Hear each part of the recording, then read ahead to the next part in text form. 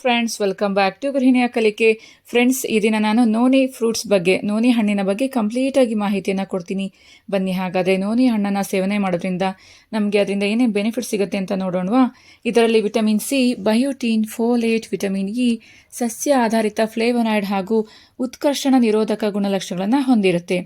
Noni ಹಣ್ಣು ಮೂಳೆಗಳ ಆರೋಗ್ಯಕ್ಕೆ ತುಂಬಾ ಪ್ರಯೋಜನಕಾರಿ. ಸಂಧಿವಾತ, ಗೌಟ್, ಆಸ್ಟ್ರಿಯೋಪೋರೋಸಿಸ್ ಸಮಸ್ಯೆಗಳಿಗೆ ತುಂಬಾ ಒಳ್ಳೆಯದು. ಕೀಲು ನೋವನ್ನು ಕಡಿಮೆ ಮಾಡಲು ಸಹ ಈ ಹಣ್ಣಿನ ರಸವನ್ನು ಸೇವನೆ ಮಾಡಬೇಕು. ಪ್ರತಿದಿನ 1 ರಿಂದ 2 ಗ್ಲಾಸ್ ನೋನಿ ಜ್ಯೂಸನ್ನು ಕುಡಿಯೋದ್ರಿಂದ ಉತ್ತಮ ಪ್ರಯೋಜನವನ್ನು ಪಡ್ಕೋಬಹುದಾಗಿದೆ. ಇದು ಹಾನಿಕಾರಕ ಫ್ರೀ ರ್ಯಾಡಿಕಲ್ಗಳನ್ನು ನಿವಾರಣೆ ಮಾಡುತ್ತೆ. ಇದು ರಕ್ತದಲ್ಲಿನ ಉತ್ತಮ ಕೊಲೆಸ್ಟ್ರಾಲ್ ಮಟ್ಟವನ್ನು ಹೆಚ್ಚಿಸುತ್ತೆ.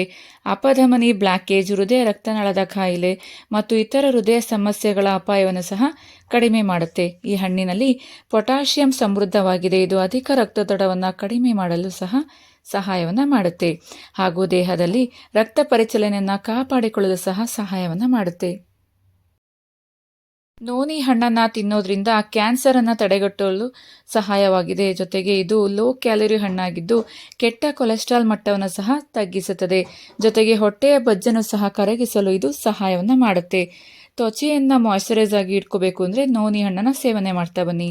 ಆ್ಯಂಟಿ ಏಜಿಂಗ್ ಆಗಿ ಸಹ ಇದು ಕೆಲಸವನ್ನು ಮಾಡುತ್ತೆ.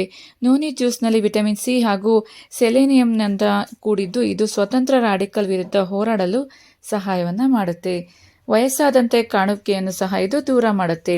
ಇನ್ನು ಶಕ್ತಿಯನ್ನು ಹೆಚ್ಚಿಸುತ್ತದೆ. ನೋನಿ ಹಣ್ಣು ಸಾವಿರಾರು ವರ್ಷಗಳಿಂದ ನೋನಿ ಜ್ಯೂಸನ್ನು ದೇಹದ ಸಾಮಾನ್ಯ ದೌರ್ಬಲ್ಯವನ್ನು ಎದುರಿಸಲು, ಶಕ್ತಿಯ ಮಟ್ಟವನ್ನು ಹೆಚ್ಚಿಸಲು ಹಾಗೂ ಒಟ್ಟಾರೆ ದೇಹದ ಆರೋಗ್ಯವನ್ನು ಸುಧಾರಿಸಲು ಬಳಸಲಾಗುತ್ತದೆ.